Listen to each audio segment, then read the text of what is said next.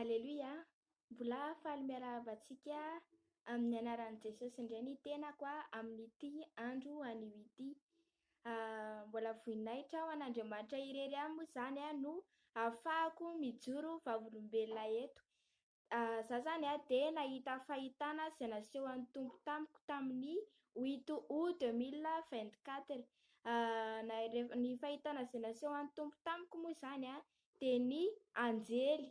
Nahita anjely maro be zany aho tany an-danitra zany, dia ankavia sy havanana misy an'izy ireo dia maro be izy ireo milahatra zany dia mitsoka trompetra zany izy ireo zany dia mazava be mihitsy zany ny eo amin'ny toerana misy azy ireo tena fahazavana dia miakanjo fotsy be daholo izy ireo dia tena hoe mahafinaritra no mijery azy ireo dia voinaitra ho an'Andriamanitra irery ihany.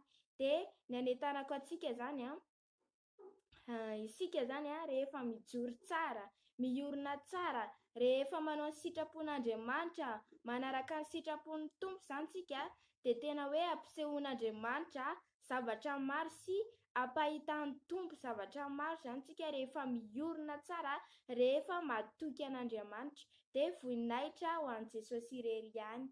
Amen.